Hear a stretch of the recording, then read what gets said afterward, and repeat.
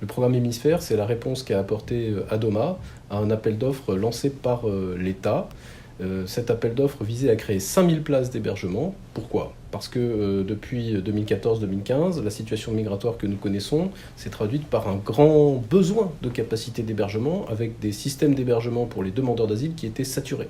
Il fallait créer beaucoup de places, rapidement, à un prix supportable et sur l'ensemble du territoire. Cette résidence d'accueil à vocation sociale a été installée dans un ancien hôtel de la périphérie de Tarbes. Malheureusement, nous avons connu quelques avatars au moment de l'installation de ce dispositif. En effet, dans la nuit du 23 au 24 juillet 2017, les riverains, inquiets de l'installation et de l'accueil de personnes migrantes, ont érigé un mur en périphérie de cet ancien hôtel pour dénoncer, selon eux, l'absence de communication qui avait précédé l'implantation de cet établissement. Plusieurs réunions ont permis aux personnes d'échanger, de donner de l'information, de concerter et de communiquer auprès des partenaires locaux sur la démarche et sur le projet lui-même, ainsi que les garanties apportées par l'opérateur Adoma.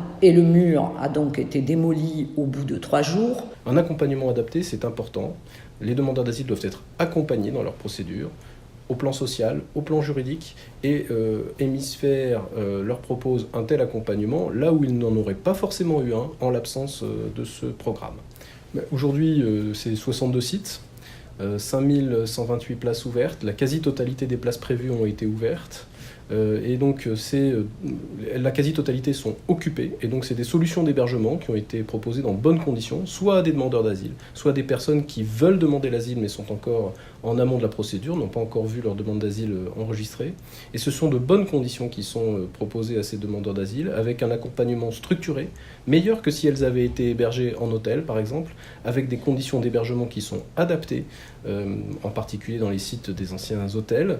Il faut que les riverains, il faut que les acteurs locaux connaissent le futur établissement, sa situation, la façon dont il sera géré, les modalités d'accueil des personnes qui seront accueillies, et puis il faut que les riverains et les acteurs locaux aient comme garantie l'intervention de l'État comme médiateur, fédérateur et coordonnateur. Moyennant cela, je pense qu'il n'y a pas de difficulté particulière.